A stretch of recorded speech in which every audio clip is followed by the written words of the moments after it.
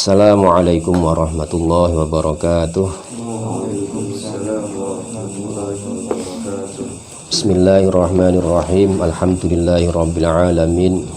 Alhamdulillahilladzi faddala bani adama bil ilmi wal amali ala jami'il alam. Wassalatu wassalamu ala Muhammadin sayyidil arabi wal ajam wa ala alihi wa ashabihi ya nabi'il ulumi wal hikam. Asyhadu an la ilaha illallah wahdahu la syarikalah wa asyhadu anna Muhammadan abduhu wa rasuluh, amma ba'du. Kita lanjutkan kembali ngaji kitab tajwid. Kita masuk ke halaman 22, masih melanjutkan tentang biografi tokoh. Setelah kemarin kita mempelajari dua tokoh ahli Quran, yaitu siapa? Imam Asim dan Imam siapa? Hafiz, ya, Imam Asim dan Imam Hafiz. Karena ngaji kita mengikuti riwayat bacaan dari Imam Hafiz. Siapa itu Imam Hafiz? Muridnya Imam Asim. Nah, kita akan melanjutkan biografi. Masih ada dua biografi lagi, yaitu nanti Imam Asy-Syatibi dan satu Ibnu Al-Jazari. Malam ini kita hanya akan membahas Imam Asy-Syatibi. Siapa itu Imam Asy-Syatibi? Imam Asy-Syatibi itu tokoh di bidang Al-Qur'an. Beliau menguasai banyak disiplin ilmu. Kalau orang mempelajari qiraah sab'ah, tentu mereka akan mengenal namanya Imam Asy-Syatibi. Karena karya beliau di bidang qiraah sab'ah itu sangat berpengaruh terhadap para ulama, para santri, para pengkaji Al-Qur'an, para pengkaji qiraah di seluruh dunia. Itu karya Imam Asy-Syatibi. Nama lengkapnya adalah Al-Qasim bin Firruh. Firruh itu bukan bahasa Arab. Firruh itu bahasa Andalusia. Ya, bahasa Andalusia yang berarti adalah apa? Besi. Nah, besi itu kalau bahasa Arabnya hadid. Besi itu bahasa Andalusia. Andalusia itu mana? Spanyol. Ya, Andalusia itu Spanyol. Jadi Andalusia dulu menjadi pusat peradaban Islam. Jadi zaman dahulu pusat peradaban Islam justru menjadi berkembang sangat pesat, menjadi barometer seluruh dunia. Itu berada di Andalusia. Pusatnya ada di Andalusia, Spanyol. Orang-orang pintar dari sana, orang-orang alim dari Andalusia, orang-orang hebat. Bahkan ilmu nahwu, ilmu bahasa Arabnya, nahwunya itu banyak juga dari sana. Padahal bukan orang Arab, malah dari Andalusia. Karya-karya hebat cendekiawan Muslim juga banyak dari Andalusia saat itu. Sekarang Andalusia sudah tinggal sejarah. Masjid saja sudah berubah menjadi museum. Andalusia. Sekarang yang terkenal adalah Real Madrid. Ya, Spanyol Real Madrid ya. Ya, bal-balan sepak bola. Dulu pusat Islam itu. Bin Firruh. Beliau ini seorang dorir. Dorir itu apa? Buta. Dia nggak bisa melihat. Nggak bisa melihat, tapi ahli Quran, nggak hanya Quran yang kita baca Asim, riwayat Hafiz, tidak. Qiraah sab'ah. Tapi dalam kondisi keadaan mata tidak bisa melihat, alias dorir. Piye jale ngapalke? Bagaimana mempelajarinya? Itu istimewa. Kalau kita bayangkan awake dhewe yang bisa melihat kok. Malah beliau begitu istimewa seperti itu. Beliau adalah dorir. Beliau lahir di di kota Syatibah, terletak di kawasan Andalusia. Sekalipun terlahir sebagai tunanetra, namun beliau berhasil menjadi Syekh Al-Qurra di negeri Mesir. Karena nanti beliau akan hijrah, ya seperti saya sampaikan, wong itu harus mengalami hijrah bareng. Hijrah dari Andalusia, kemudian sempat ke Palestina, kemudian ke Mesir. Di Mesir ini menjadi guru besar di bidang Al-Quran. Tidak hanya ahli Quran, beliau juga ahli dalam ilmu nahwu, ilmu qiraah, tafsir, bidang hadis, dan lain-lain, ya.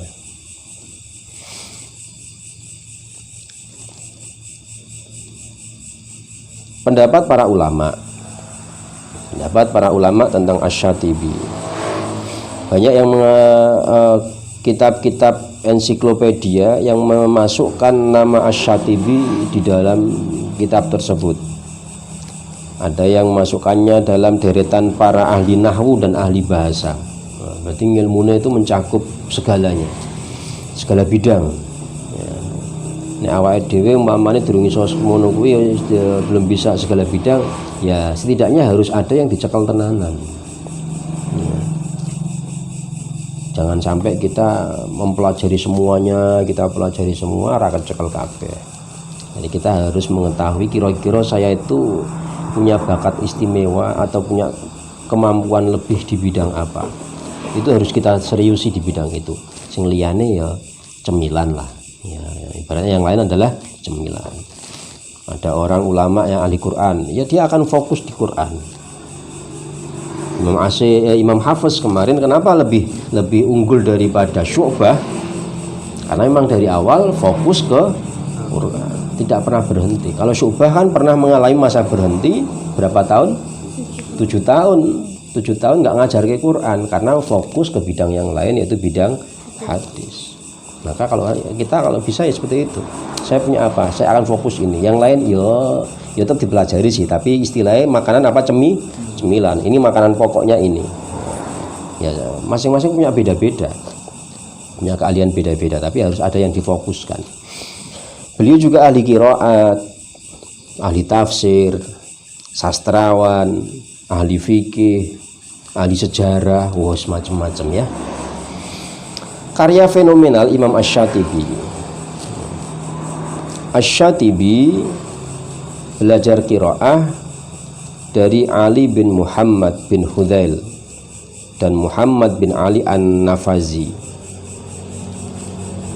Belajar hadis dari Abu Abdullah Muhammad bin Yusuf bin Sa'adah dan guru-guru yang lainnya. Nah, di antara karya yang paling terkenal dari Asy-Syatibi adalah Hirzul Amani wa Wajhut Tahani. Nah, ini tentang qiraah sab'ah yang lebih dikenal dengan nazam Asy-Syatibiyah. Nazam ini atau syair atau nazam ini adalah qasidah tentang ilmu qiraah yang berjumlah 1173 bait. Nazam Asy-Syatibiyah juga disebut dengan nazam Al-Lamiyah. Kenapa Al-Lamiyah? Karena di akhir nazam semuanya lala semua. Mufaddalah, munajjala, la, semuanya dari awal sampai akhir. Itu diakhiri dengan kata la. Nah, karya agung ini banyak diterima oleh banyak kalangan dan merupakan karya tentang ilmu qiraat paling baik dan paling berpengaruh, hingga para ulama setelahnya memberi komentar dengan mensyarahinya tidak kurang dari 117 karya. Wow. Ya, pernah mendengar ya istilah matan. Kemudian apa setelah matan? Syarah, ada hasyiah. Itu matannya inilah nazam Syatibiyah ini sebagai matan. Kemudian ada yang mensyarahi sampai ada 117 syarah yang beri ulasan itu. Bukan istimewa, berarti menunjukkan sangat istimewa. Berikutnya beliau memang kondisi tidak bisa melihat alias dorir, tetapi oleh Allah beliau diberi keramat, karomah. Ya jenengane waline Gusti Allah, diberi karomah. Pernah suatu ketika beliau ini mengajar ngaji. Mengajar ngaji, tasmi' itu sorogan lah ya. Menyimakkan bacaan Al-Qur'an. Jadi santrinya yang menyimakkan bacaan Al-Qur'an, benar atau salah. Tasmi' seperti kalian ke sini, tasmi' saya mendengar, membetulkan kalau salah. Nah, dalam barisan antrian itu tidak putus mulai pagi, mulai subuh itu sampai sore, nanti malam, bisa dibilang hampir kok ya, hampir 24 jam itu selalu antrian terus, silih berganti, maju, selesai pulang, begitu terus, nggak ada berhentinya, gitu terus, pagi sampai sore. Jelas sampai sore itu yang pasti, nanti malam ada ya iya, ada yang tidak.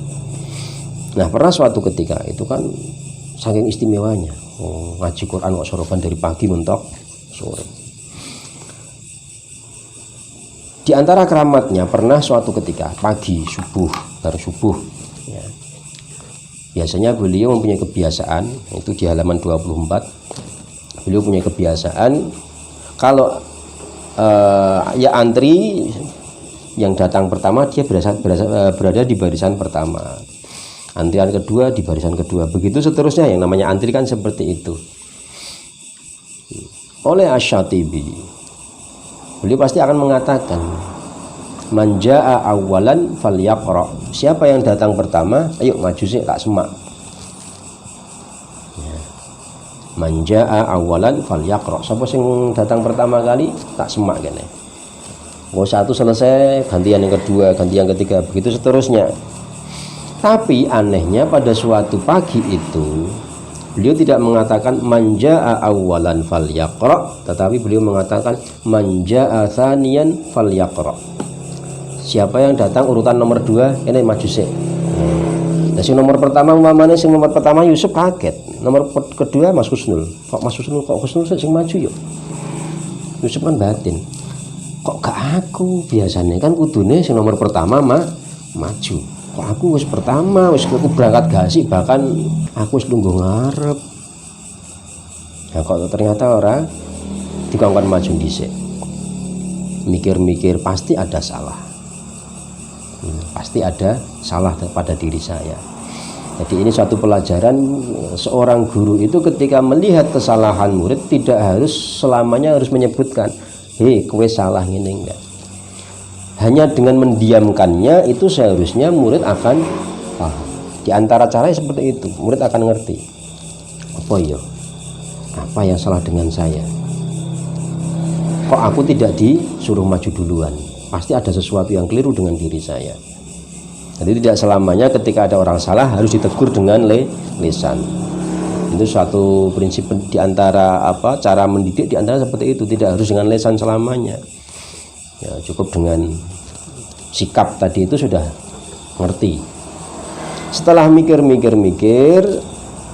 ya, si santri yang datang barisan pertama tadi, nyadar, oh iya, aku ternyata mempunyai hadas besar, belum mandi. Karena dia fokus, pokoknya aku udah oleh barisan ngarep dhewe, fokus, lali kalau dia tadi ada hadas besar. Nah, wes langsung dia mundur teratur, mandi. Nah, di samping di tempat di dekat tempat ngajinya Asy-Syatibi dia mandi. Selesai mandi, dilala barisan yang nomor 2 maju pertama tadi itu belum selesai. Dia datang ini pas selesai terus langsung dipanggil, manja awalan falyaqra, sampai sing teko pertama mau rene maju. Padahal Asy-Syatibi itu dalam kondisi mata yang tidak bisa melihat. Bahkan yang namanya orang hadas besar kan kita juga nggak tahu. Kita kan nggak tahu, itu hadas besar, itu hadas kecil, itu uang belum wudhu, kan kita nggak tahu. Saya juga nggak tahu apakah Mas Husnul ini wudhu atau tidak, kan nggak ngerti. Pokoknya ngerti-ngerti, pokoknya skimu yang ngajinya ke Al-Quran. Tapi kan saya tidak tahu. Tapi ini diberikan anugerah oleh Allah, diberi karomah, diberi keramat, ngerti. Dalam kondisi mata yang tidak bisa melihat apapun, ngerti, dipanggil. Sing nomor 1 nyingkir sik, nah, gampangan ya. Nomor 1 nyingkir sik. Ora dikandani, aku kok nyingkir ngopo? Enggak langsung diblokok, enggak langsung dijelaskan. Nomor 1 kamu tadi hadas besar ya, kamu sana mau mandi dulu sana. Enggak. Hanyalah disampaikan oleh Asy-Syatibi, manjaa tsaniyan falyaqra. Kene nomor 2 maju sik, nomor 1 minggir. Kok aku kon minggir ngopo? Biar mikir sendiri. Nah, itu diantara cara ulama, orang yang punya ilmu tinggi tidak selamanya harus menyampaikan sesuatu secara lesan. Jadi kita akan berpikir sendiri, ada apa dengan saya? Oh, aku mau jebul durung atus, mandi. Setelah mandi dalam kondisi mata tidak bisa melihat, oh iya kene sing nomor 1 kene maju. Kok weruh? Ya, itulah saja antara keramat Asy-Syatibi. Nah, Asy-Syatibi berada di Mesir, menjadi guru besar di Madrasah Al-Fadiliyah. Ya. Al-Fadiliyah. Di madrasah ini, di Mesir ini, beliau menyusun kitab Qiraah Sab'ah dengan judul Hirzul Amani wa Wajhut Tahani. Beliau meninggal pada bulan Jumadil Akhir pada tahun 590 Hijriah, usia 55 tahun. 55 tahun lagi masih muda.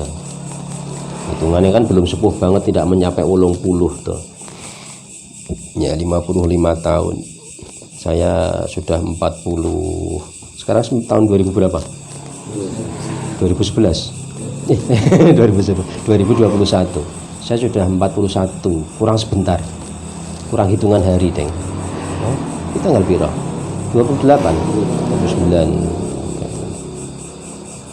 Hanya hitungan hari saya itu akan berubah menjadi 41. Anak 55 tahun, tak istilah meneh.